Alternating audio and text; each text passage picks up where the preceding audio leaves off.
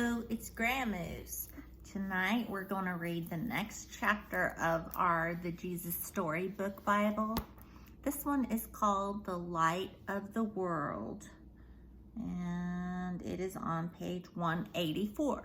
So pause and open your books and read along with me. Let's begin. The Light of the World. This is the story of the shepherds from Luke chapter 2 in your regular Bible. That same night, in amongst the other stars, suddenly a bright new star appeared.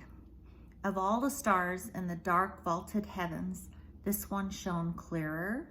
It blazed in the night and made the other stars look pale beside it.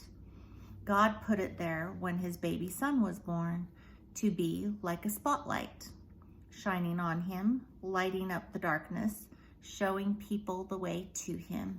You see, God was like a new daddy. He couldn't keep the good news to himself. He'd been waiting all these long years for this moment, and now he wanted to tell everyone.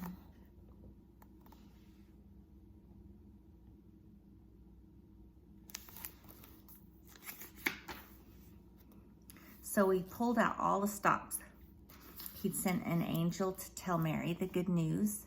He'd put a special star in the sky to show where his boy was. And now he was going to send a big choir of angels to sing his happy song to the world. He's here. He's come. Go and see him, my little boy.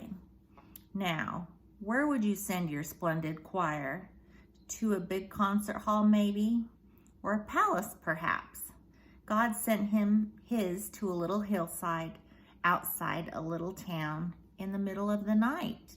He sent all those angels to sing for a raggedy old bunch of shepherds watching their sheep outside Bethlehem.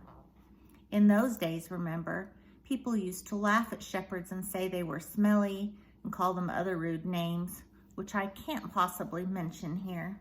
You see, people thought shepherds were nobodies, just scruffy old riffraff.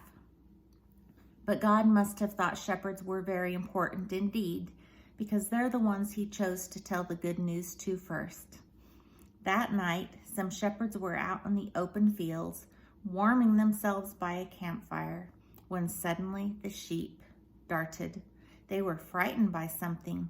The olive trees rustled. What was that? A wing beat.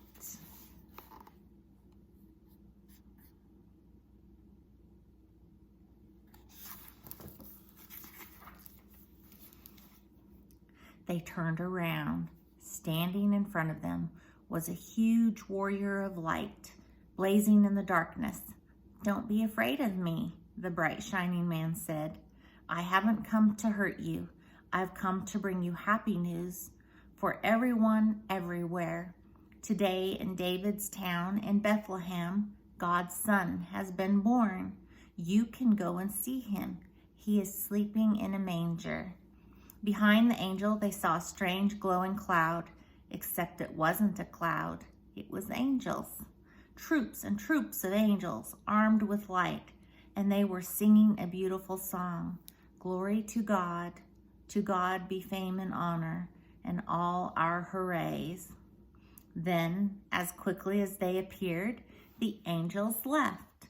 The shepherds stamped out their fire, left their sheep, raced down the grassy hill, through the gates of Bethlehem, down the narrow cobble streets, through a courtyard, down some steps, past an inn, round a corner, through a hedge, until at last they reached. What do you think they reached?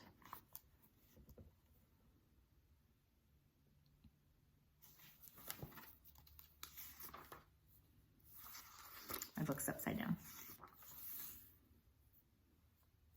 Tumble-down stable. They caught their breath. Then quickly, they tiptoed inside. They knelt on the dirt floor. They had heard about this promised child, and now he was here. Heaven's son, the maker of the stars, a baby sleeping in his mother's arms. This baby would be the bright star shining in the sky that night, a light to light up the whole world, chasing away darkness, helping people to see. And the darker the night got, the brighter the star would shine.